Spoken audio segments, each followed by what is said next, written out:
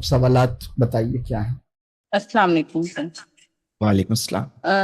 سر میرا سوال یہ ہے کہ اگر اب بچوں کی جس میں ہوم اسکولنگ کر رہے ہیں تو وہ ان کو بہت شوق ہے کہ دین کا علم حاصل کرنا چاہتے ہیں، لیکن پریکٹیکلی جب ہم ان باتوں پہ غور کرتے ہیں تو ہمیں ذہن میں فوراً سے یہی آتا ہے کہ ان کا مطلب سورس آف انکم کیا ہوگا، یہ دین کو ذریعہ معاش نہ بنا لیں۔ یہ بھی ہم پھر سوچتے ہیں ساتھ کہ ہم ان کو کوئی کاروبار شروع کروائیں ساتھ، تاکہ اگر یہ دین کا علم حاصل کرنا چاہتے ہیں تو وہ ان کا ذریعہ معاش نہ بنے۔ تو ان چیزوں کو پریکٹیکلی کس طرح سے دیکھا جائے؟ ہاں بس اللہ تعالیٰ آسان کرے نہیں، یہ ایک الگ موضوع ہے اکنامک، مطلب ہمارے بچے اکنامک فیوچر کے لیے کیسے تیار کیے جائیں، یہ ایک پورا موضوع ہے، اور اس پہ بھی میرے لیکچرز بھی موجود ہیں۔ اور بالکل ٹھیک بات ہے کہ بچوں کو مال کمانا، مطلب مال کما سکیں، آسانی سے کما سکیں، کم مطلب اس کے لیے بہت وقت بھی نہ لگانا پڑے، اور ایک جائز اور اچھا اور ایک صحیح کام کر سکیں، یہ بالکل ٹھیک بات ہے۔ اور اس میں ایک اصولی بات، اس میں ایک بات عرض کروں گا کہ جب لوگ معاش کے لیے اپنی اولادوں کو تیار کرتے ہیں تو وہ یہ بات یعنی پریسیوم کرتے ہیں کہ معاشی نظام کا حصہ بنانا معاش کے لیے تیار کرنے کا پری ریکویزٹ ہے، جبکہ یہ دو الگ چیزیں ہیں۔ یعنی معاش، اپنی اولاد کو معاش کے لیے تیار کرنا کچھ اور بات ہے، معاشی نظام کا اسیر اور خادم بنانا کچھ اور بات ہے۔ یعنی اللہ ہمیں وہ کلیئرٹی عطا کرے کہ ہم اپنی اولادوں کو معاش کے لیے تیار کریں، معاشی نظام کا اسیر، معاشی نظام کا خادم، معاشی نظام کا دلدادہ بنائے بغیر۔ یہ بات سمجھ آ رہی ہے؟ اور اس کے لیے کیا کرنا ہوگا، بہرحال یہ ایک پورا موضوع ہے، یہ اللہ تعالیٰ آسانی فرمائے۔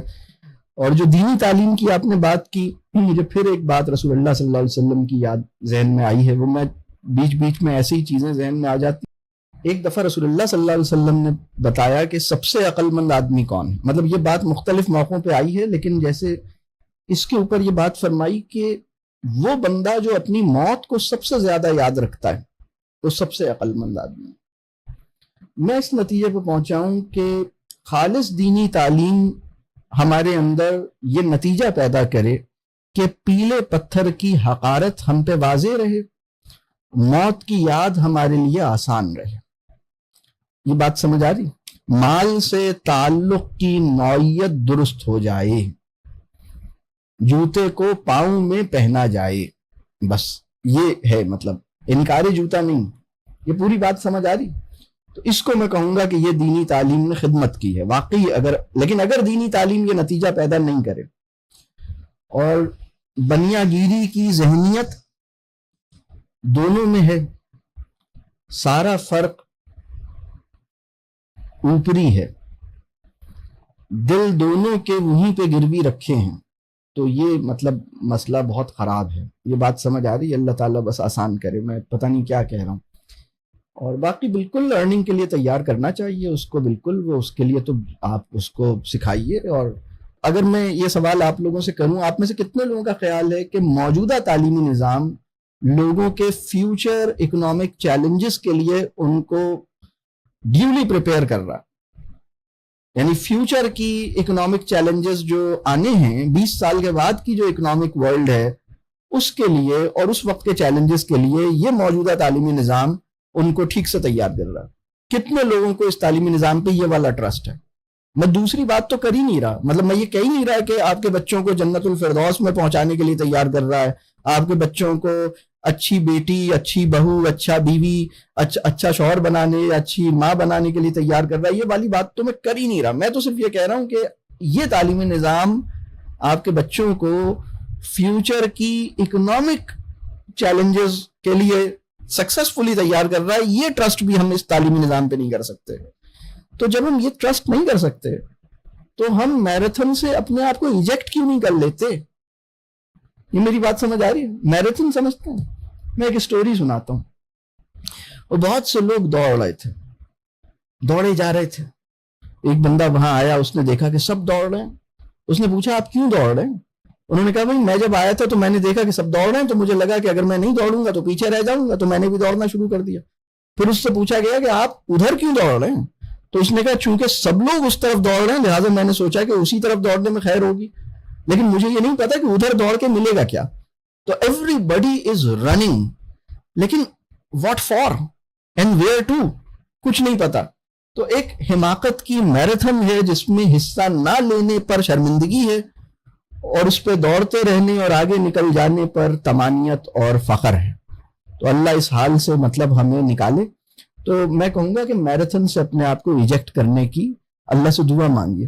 یہ بات سمجھ آ رہی ہے؟ یہ مطلب سخت بات ہے, اللہ تعالیٰ آسانی کرے. رچ ڈیڈ پور ڈیڈ کا آپ نے ذکر کیا, وہ میں نے کئی سال پہلے پڑھی تھی, اور میرے خیال سے اس کا جو کرکس ہے اس کی کتاب کا وہ یہ ہے کہ فائنینشیل ایجوکیشن ہونی چاہیے, فائنینشیل لٹریسی ہونی چاہیے, اور ایسٹس وغیرہ ہمیں بنانے چاہیے, اور گڈ ڈیڈ اور بیڈ ڈیڈ کا ہمیں فرق معلوم ہونا چاہیے. اس کا یہ کہنا ہے کہ کوئی ایشو آئے تو آپ اپنے ایسٹس میں سے یا اپنی سیونگز میں سے نہ ڈرا کریں, بلکہ آپ اپنی انکم کیپیسٹی بڑھائیں.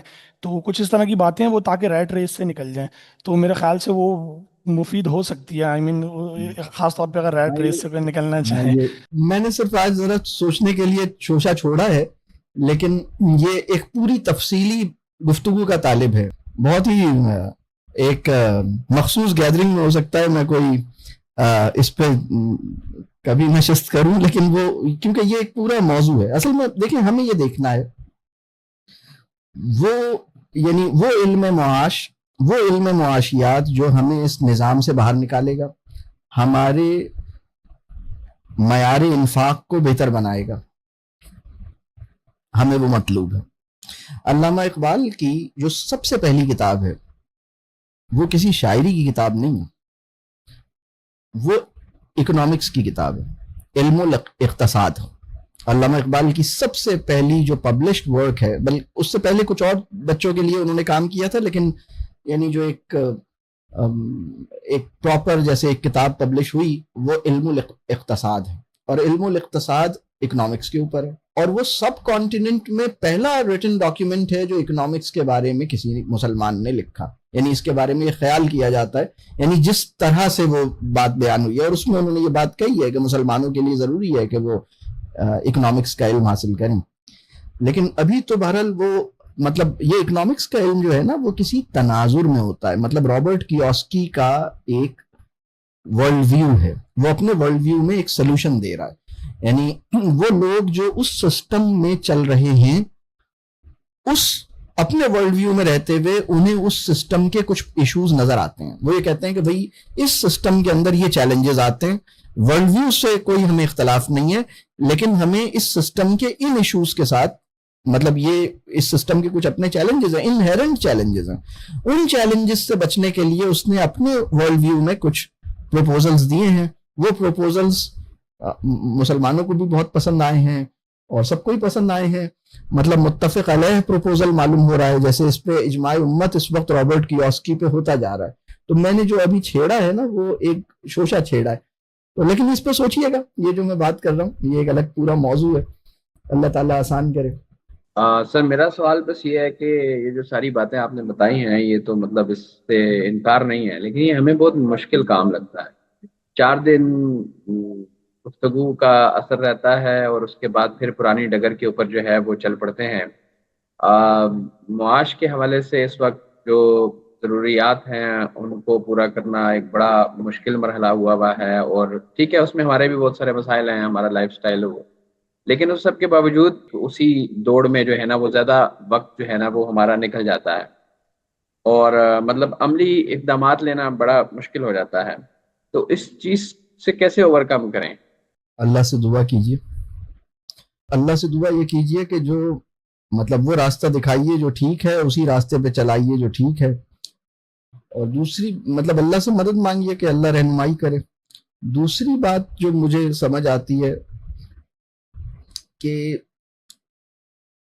آپ کی وہ ضروریات اور آپ کے وہ مسائل جن کا حل فطرت سے پورا ہو سکتا ہے, فطری زندگی سے پورا ہو سکتا ہے, نیچر اپنی کم از کم ان ضروریات کے لیے فطرت سے اپنا تعلق جوڑیے.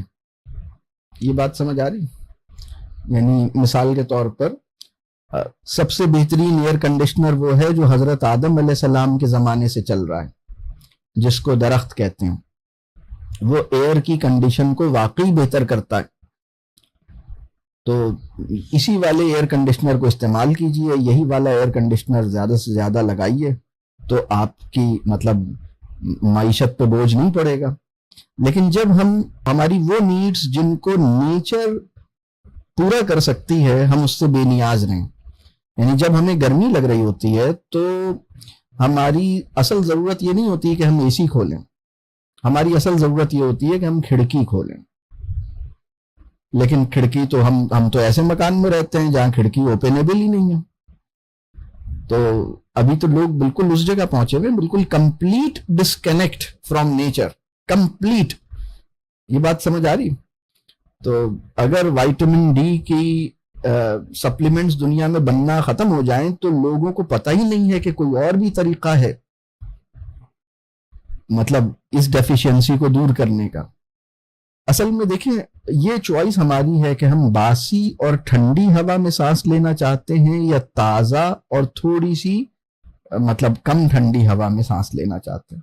ایک فریش ایئر ہے جو کہ بہت چل نہیں ہے لیکن فریش ہے, اس کی کوالٹی آف ایئر بہت اچھی ہے. اور ایک وہ ایئر ہے جو کمپریسر کی محنت سے نکل کے ہمارے نوسٹرلز میں جا رہی ہے, وہ ٹھنڈی ہے اور وہ فیلز گڈ والی ایلیمنٹ ہے, لیکن وہ باسی ہے, still air. Choice is ours. لیکن جب ہم یہ چھوٹا سا فیصلہ کرتے ہیں نا تو کئی بلین ڈالرز کی گروپ آف انڈسٹریز پیدا ہو جاتے ہیں. اسکن الرجیز اس کی انڈسٹری پیدا ہو جاتی ہے. ہماری آنکھوں کے اندر جو ڈرائنس پیدا ہوتی ہے, ایسے قطروں کی انڈسٹری پیدا ہوتی ہے جو آئی ڈراپس بناتے ہیں, جو کہ آرٹیفیشل ٹیئرز بیچتے ہیں تاکہ ہماری اے سی میں رہنے سے جو آنکھیں ڈرائی ہوئی ہیں وہ صحیح ہو جائے. ہماری اسکن ڈرائی ہو جاتی ہے, اس کے مسئلے پیدا ہوتے ہیں. ہمارے جوائنٹس اور ہماری بونز کا اشر خراب ہو جاتا ہے, اس کے مسئلے پیدا ہوتے ہیں. ہماری ہیلتھ کا اشر خراب ہو جاتا ہے, اس کے مسئلے.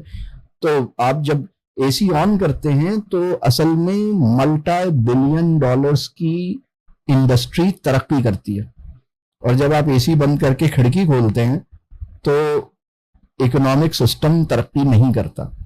تو آپ کو جو تعلیم ملی ہے وہ اس لیے ملی ہے تاکہ آپ ترقی میں اپنا حصہ ڈالیں. تو ڈالتے رہیں آپ حصہ ترقی میں, یعنی معاشی ترقی میں اپنا حصہ ڈالیں اور اپنی تنزلی میں بھی اپنا حصہ ڈالیں. یہ بات سمجھ آ رہی؟ یعنی اس جگہ پہ انسان پہنچا ہوا ہے. اب یہ میں بہت سخت بات کہہ رہا ہوں, آئی نو کہ بہت سے لوگ پریشان ہوں گے, لیکن یہ کم از کم سوچنے کے لیے تو اتنا جائے کم از کم.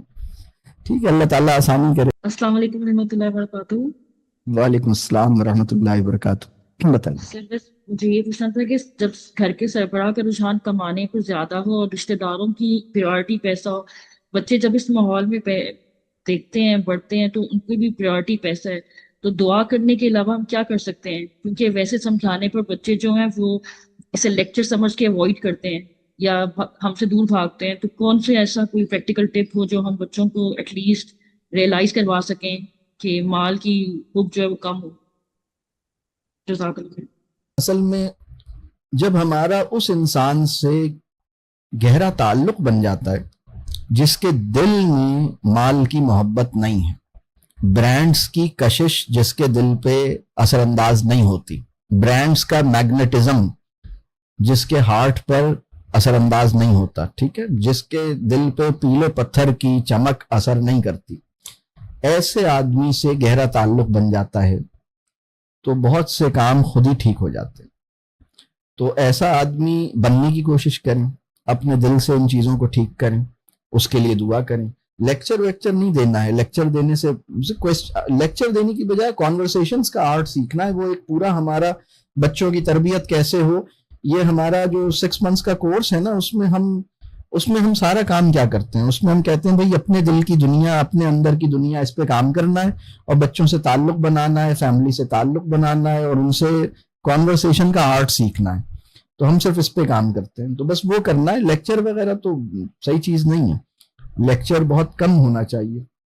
یعنی بچوں کے ساتھ خاص طور پہ میں بچوں کی بات کر رہا ہوں کہ جو بچوں کو بس باتیں کریں, محبت کریں, گلے لگائیں.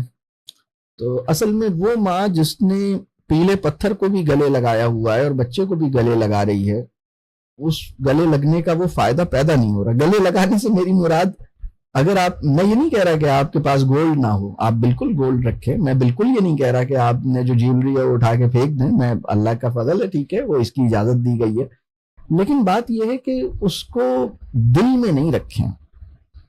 یہ بات سمجھ آ رہی ہے؟ اس کے بارے میں اتنا سوچیں نہیں, اور اگر وہ چلا جائے تو اس کا غم نہ کریں, اور اگر وہ آ جائے تو اس کی خوشی میں دیوانے نہ ہوں. یہ بات سمجھ آ رہی ہے؟ اور جن لوگوں کے پاس یہ زیادہ ہے ان سے امپریس نہ ہوں, بس نارمل اپنی آرام سے رہیں, کوئی مسئلہ نہیں. یہ بات سمجھ آ رہی؟ تو یہ ہمارا دل جو ہے نا, اس کو فری کرنا, بس یہ کام ہے, اپنے دل کو فری کرنا ہے, ان سے محبت اور تعلق اور دعا دینی ہے ان کو, اور کچھ بھی کام نہیں ہے. دس از آل, دیٹس اٹ, الحمدللہ.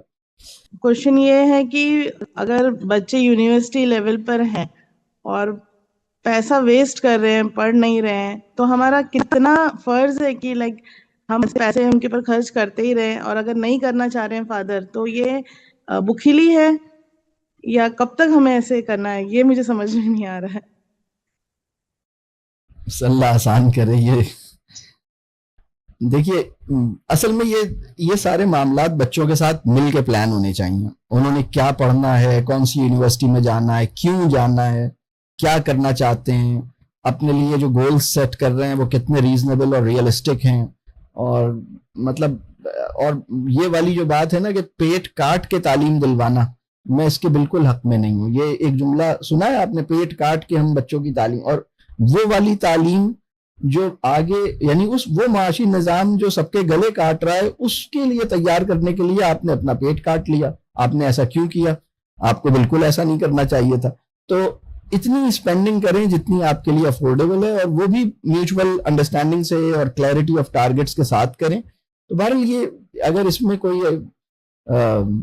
ریٹرن یا یو ٹرن لینا ہے تو وہ پھر بچوں کے ساتھ انڈرسٹینڈنگ سے کریں. میں اس میں بچے کو اگر یہ محسوس ہوتا ہے کہ مجھ پہ ٹرسٹ نہیں کرتے یا میرے فیصلے خود کر لیتے ہیں, میں نے تو کہا ہی نہیں تھا کہ اس یونیورسٹی میں داخلہ کرائیں, انہوں نے میرا داخلہ یہاں زبردستی کرا لیا, آپ کی خواہش پہ میں نے یہاں داخلہ لیا ہے, تو اب میں پرفارم نہیں کر رہا, تو یہ مجھے شکایت کیوں کر رہے ہیں. میرا خیال ہے کہ چیزوں پہ بہت ایک کنسنسس, ایک انڈرسٹینڈنگ اور ایک بہت کلیئرٹی ہونی چاہیے, بہت کلیئرٹی آف تھاٹ اور ڈائریکشن کی, بہت ایک کلیئر ڈائریکشن ہونی چاہیے, اور اس میں ہم کام کریں. اور اس کے لیے ایسی تعلیم جس کے لیے قرض لینا پڑے اور اپنے آپ کو فائنینشلی مشکل میں ڈالنا پڑے, میں اس کے بالکل بھی فیور میں نہیں ہوں. بہت سے لوگ یہ پوچھتے ہیں, یہ میرے پاس بہت سے لوگ آتے ہیں کہ ہم فلاں جگہ پہ تعلیم دلوا رہے ہیں, اور پھر وہ کہتے ہیں کہ اس کے لیے لون لینا پڑے گا, اور پھر مجھ سے اس کی وجہ پوچھتے ہیں. تو میں ان سے کہتا ہوں, میری ذاتی رائے یہ ہے کہ اس طرح کی تعلیم مطلب یعنی ہمیں یہ دیکھنا ہوگا کہ وہ کون سی تعلیم ہے, کیا کر رہی ہے.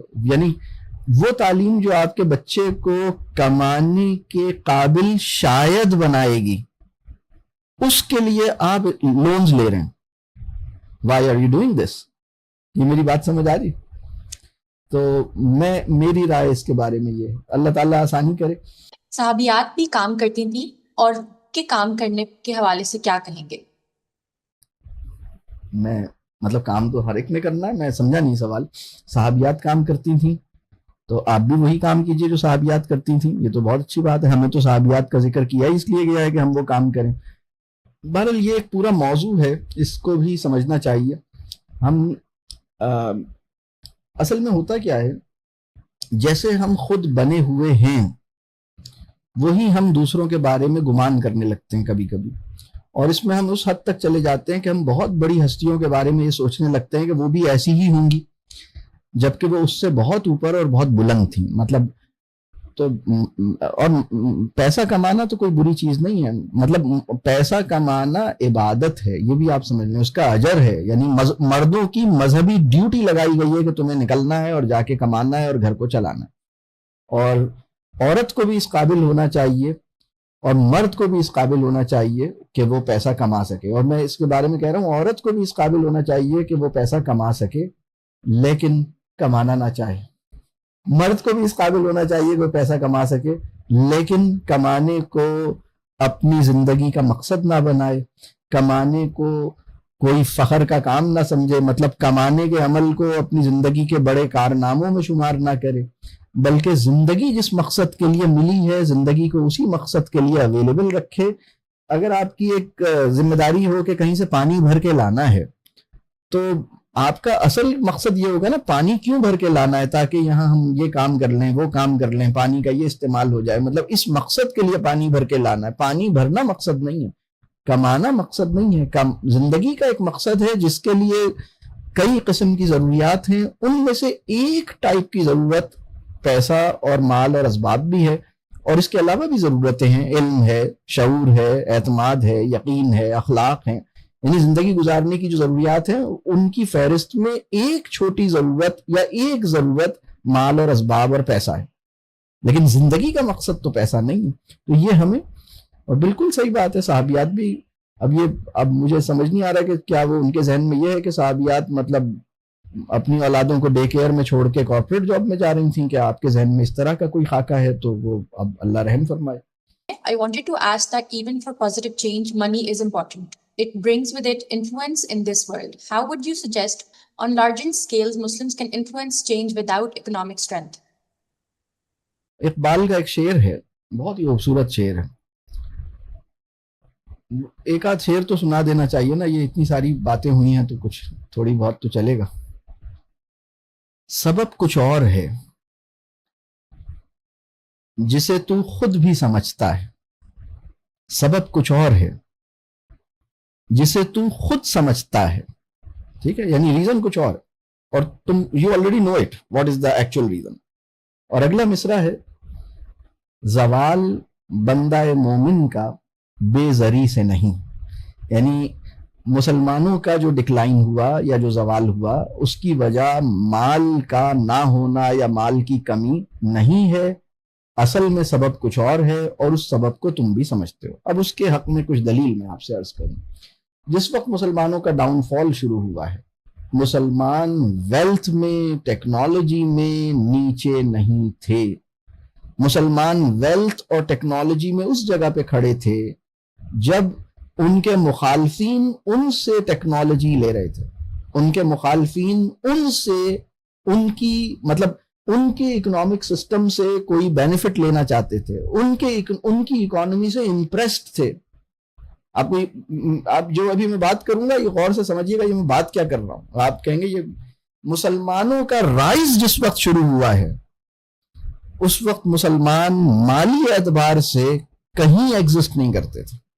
یعنی جس وقت ہم نے, یعنی ہمارے بڑے آدمی نے, یعنی حضرت عمر رضی اللہ تعالیٰ عنہ جب بیت المقدس کی چابیاں لی ہیں نا, تو وہ پیون لگے ہوئے کپڑوں میں تھے, پیدل چل رہے تھے, اور بے سر و سامانی کا ایک کمپلیٹ ڈیمانسٹریشن تھے.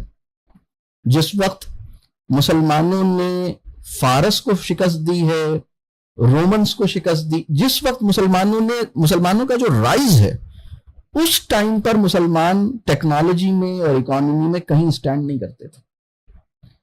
اور جس وقت مسلمانوں کا ڈاؤن فال شروع ہوتا ہے, میری بات سمجھ آ رہی ہے, اس وقت مسلمانوں کی ایمپائر مطلب آٹومنز کی ایک بات تھی, اور بھی یہ صرف آٹومنز کیا سب کی, مطلب وہ کوئی آپ یہ کہیں کہ جی یہ پیسوں کے لحاظ سے ان کے پاس پیسے کم ہو گئے تھے تو اس وجہ سے ان کا ڈاؤن فال آیا. جناب پیسے زیادہ ہو گئے تھے اور اس کے بعد فوکس کچھ اور ہو گیا تھا. اور پیسے زیادہ ہونا بھی مسئلہ نہیں تھا, مسئلہ تھا پیسے دل میں بھی آ گئے تھے. یہ بات سمجھ آ رہی ہے؟ پیسہ مسلمان کے پاس آئے یہ پرابلم نہیں ہے, پیسہ مسلمان رکھتا کہاں ہے یہ پرابلم ہے. یہ بات سمجھ آ رہی ہے؟ جیب میں رکھتا ہے, ہاتھ میں رکھتا ہے, ذہن میں رکھتا ہے, زبان پہ رکھتا ہے, دانتوں میں رکھنا سمجھتا ہے, بالکل مطلب دانتوں میں پکڑا ہوا ہے, ایک پیسہ بھی دوں گا نہیں, زبان پہ رکھا ہوا ہے ہر وقت پیسے کا ذکر, دل میں رکھا ہوا ہے. تو پرابلم یہ ہوا ہے. پیسہ تو اللہ کا فضل ہے, بہت بڑا مقام ہے ان لوگوں کا جن کے پاس مال ہے, اور وہ مال اللہ کے راستے میں یا کسی خیر کے کام میں یا کسی بھی محبت اور کسی بھی اچھے گڈ کاز میں خرچ کرتے ہیں. دے آر گریٹ پیپل الحمدللہ, اور ان کا بہت بڑا درجہ ہے, ان کا بہت بڑا مقام ہے. اور صرف مطلب مسلمانوں کے نزدیک نہیں, ہر تہذیب میں ایسے آدمی کا ایک مقام ہے جو بہت پیسہ خرچ کرتا ہے اچھے کام میں. یہ بات سمجھ آ رہی؟ اس پہ غور کیجیے گا جو میں نے بات کی. اب یہ سارے الگ موضوعات ہیں, یہ ایک موضوع ایسا ہے. اصل میں بہت سی باتوں پہ جب میں یہ کہتے ہوئے گزرتا ہوں یہ ایک الگ موضوع ہے, تو لوگ سوچتے ہوں گے پتہ نہیں یہ کیا بات کہہ رہے ہیں. یہ سوائے اللہ کے شاید ہی کوئی جانتا ہو کہ جب میں یہ کہتا ہوں کہ یہ الگ موضوع ہے تو اس سے میری کیا مراد ہوتی ہے. اور میں تو بس اللہ سے دعا کرتا ہوں کہ اللہ تعالیٰ مجھے معاف کر دے کہ میں نے مطلب میری خواہش تو ہے کہ میں جو کچھ اللہ نے مجھے سب سجایا ہے وہ میں شیئر کروں, لیکن میں بہرحال لوگوں پہ ظلم بھی نہیں کرنا چاہتا. سر میرا سوال یہ ہے کہ اگر ہم کمانے کی نیت صرف دوسروں کی مدد کرنے کے لیے کر رہے ہیں تو جیسے اگر ہم نے کسی کو قرض بھی دیا ہے اور دل میں یہ خیال ہے کہ ہم اسے نہیں لیں گے اگر وہ ہمیں ریٹرن جب کرے گا, تو یہ اس سوچ کو آپ کیا کہیں گے کہ بہت اس کو ہم کیا کنسیڈر کریں گے؟ نہیں, بہت اچھا ہے. اگر آپ قرض دیتے ہیں اور قرض دینے کے بعد اس کو مطلب لوگوں کو سہولت دیتے ہیں, آسانی دیتے ہیں, قرض واپس لینے پہ زور نہیں لگاتے اور سہولت کا معاملہ دیتے ہیں, تو یہ بہت بڑے اجر کی بات ہے, چھوٹے اجر کی بات نہیں ہے, بہت بڑے اجر کی بات ہے. اس پہ مطلب یہ بلکہ مستقل صدقہ ہے یہ. یعنی آپ سمجھ لیں کہ آپ نے قرض دیا اور وہ مال آپ کو واپس ملنا تھا لیکن آپ کو نہیں ملا اور آپ نے اس کو مزید ٹائم دیا, تو آپ کا یہ مال صدقے میں بھی شمار ہوگا. مطلب یہ بہت بڑی بات ہے. لیکن اب اس میں یہ بات ہے کہ لوگوں کی مدد صرف پیسوں سے نہیں ہوتی, لوگوں کی مدد شعور اور علم نافع کے ساتھ ہوتی ہے. لوگوں کی مدد ان کو ایک ایموشنل سپورٹ چاہیے ہوتی ہے, ان کو مورل سپورٹ چاہیے ہوتی ہے, ان کے ایمان. بہت سے لوگ جن کے پاس پیسے کی کمی ہے, اگر ان کے پاس ایمان بھی کمزور ہے, اگر ان کا یقین بھی کمزور ہے, اگر اخلاقی طور پر بھی مسائل ہیں, اگر مزاج کے بھی مسائل ہیں, اگر شعور اور علم کی بھی کمی ہے, اگر وہ قرضہ جو ہے وہ تعیش کے لیے, لگژری کے لیے, ٹھیک ہے, اپنی نان جسٹیفائیڈ وانٹس کو پورا کرنے کے لیے حاصل کر رہے ہیں, تو بہرحال اس کا مطلب یہ ہے کہ میں نے اپنے شعور سے اپنے جاننے والوں کو فائدہ نہیں پہنچایا. یہ بات سمجھ آ رہی؟ مجھے ان کے ساتھ کام کرنا چاہیے. ان کو یعنی لوگوں کی مدد پیسے سے بھی کی جائے اور علم سے, شعور سے, محبت سے, تعلق سے, emotional support, moral support, financial support. یہ ہے کمپلیٹ پیکج. یہ بات سمجھ آ رہی؟ اور اس کے لیے مطلب جب ہم یہ کمپلیٹ پیکج دیتے ہیں اور اس کو ہم اس میں انوالو ہوتے ہیں تو ہمارا فائدہ اس میں بہت ہوتا ہے. ہمارے نفس میں سے کبر ختم ہوتا ہے, ہمارا دل واش ہو جاتا ہے, اچھے ہو جاتے ہیں, ہم اندر سے بہت خوبصورت انسان ہو جاتے ہیں. ہماری یعنی کسی انسان کی ہولسٹک ہیلپ کرنے سے ہمارا روحانی مرتبہ بہتر ہوتا ہے. یہ بات سمجھ آ رہی؟ صرف چیک کاٹ کے دینے سے ہمیں وہ روحانی تجربہ حاصل نہیں ہوتا جو اس کی بات سننے اور اس کے شعور پہ کام کرنے اور اس کے ساتھ اس کو ایموشنل سپورٹ اور اس کو مورل سپورٹ اور اس کو علم اور ایمان اور یہ ساری چیزوں پہ کام کرنے سے حاصل ہوتا ہے. یہ بات واضح ہو رہی ہے؟ ٹھیک ہے, پیسے دینا بھی ایک یقیناً بہت بڑا کام ہے, یہ بھی کوئی چھوٹا کام نہیں ہے. جو لوگ یہ کرتے ہیں وہ بھی بڑا کام کرتے ہیں, یہ تو کرنا ہی چاہیے. لیکن اور بھی جو میں بات کر رہا ہوں, عدالتوں میں وراثتی زمینوں کے حوالے سے جو اتنے سالوں سے کیسز چلے آ رہے ہیں, ان کے حوالے سے کیا کہنا ہے آپ کا؟ کیا لوگوں کو اپنا وراثتی حق چھوڑ دینا چاہیے؟ اور باقی جو قبضے کے کیسز ہوتے ہیں اور سالوں سال چلتے ہیں, کیا ان پر اپنا وقت ضائع نہیں کرنا چاہیے؟ سبحان اللہ. دیکھیے, اصل مسئلہ جو ہمارے معاشرے کا ہے وہ یہ ہے کہ تربیت نہیں ہوئی ہے, اور چونکہ ہمارے معاشرے میں تربیت نہیں ہوئی ہے, لوگوں کو ان کے پورے تعلیمی سفر میں یہ بات کتنی دفعہ یاد دلائی گئی ہے کہ ہمیں مرنا ہے. پرابلم یہ ہوا ہے کہ یہ طے ہو گیا کہ فزکس میں اس کا ذکر نہیں آئے گا, میتھس میں بھی نہیں آئے گا. ابھی تو ہم اس جگہ پہنچے ہوئے ہیں کہ بہت ساری مطلب اچھی تعلیم میں بھی اس کا ذکر نہیں آتا کہ بھائی مرنا ہے یا نہیں مرنا. تو تربیت نہیں ہو رہی, تزکیہ نہیں ہو رہا, سوسائٹی بہت برے حال میں ہے اور اس کی وجہ سے یہ مسائل کنٹرول نہیں ہو رہے. تو میں یہ سمجھتا ہوں کہ اس پہ کام اللہ کرے کہ ہو, اور ٹھیک ہے عدالتیں بھی انصاف دیں, وہ ایک الگ کام ہے. اللہ کرے کہ یہ چیزیں ٹھیک ہوں. ہم چاہتے ہیں کہ عدالتیں صحیح ہوں, عدالتیں مطلب صحیح قانون کے ساتھ صحیح انصاف اور بالکل صحیح مطلب پرفارم کریں. یہ بالکل ضرورت ہے ہر سوسائٹی کی. لیکن پرابلم یہ ہو رہا ہے کہ اتنے سارے لوگوں میں کانفلکٹس ہو کیوں رہے ہیں, اتنے سارے لوگ زیادتی کیوں کر رہے ہیں. تو یہ اگر جو ریشو آف زیادتی ہے سوسائٹی میں, اگر سوسائٹی میں 80% لوگ ایک دوسرے کے ساتھ گڑبڑ کر رہے ہوں اور روزانہ ملینز آف کیسز رجسٹر ہو رہے ہوں, تو مطلب پھر تو ہر دو گھروں کے بیچ میں ایک عدالت لگانی پڑے گی. مطلب آپ کہیں گے ہمارے محلے میں 40 ہومز ہیں اور 10 کورٹس ہیں، مطلب اس طرح کی سچویشن پیدا ہو جائے گی.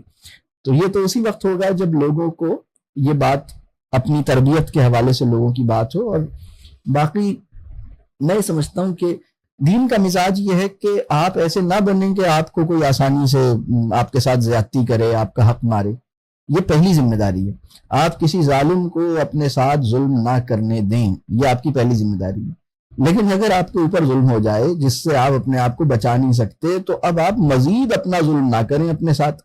اب آپ اپنے اوپر رحم کھائیں اور اب آپ آگے بڑھ جائیں، آپ موو آن کر جائیں. اب آپ کہیں ٹھیک ہے، جو اب مطلب میں اپنے ساتھ ہونے والی ہر زیادتی کا بدلہ خود تو نہیں لے سکتا، تو جس کا بدلہ میں خود نہیں لے سکتا اس کا اللہ مجھے اس دنیا میں بھی اور اس دنیا میں بھی کوئی کمپنسیشن ضرور دے گا.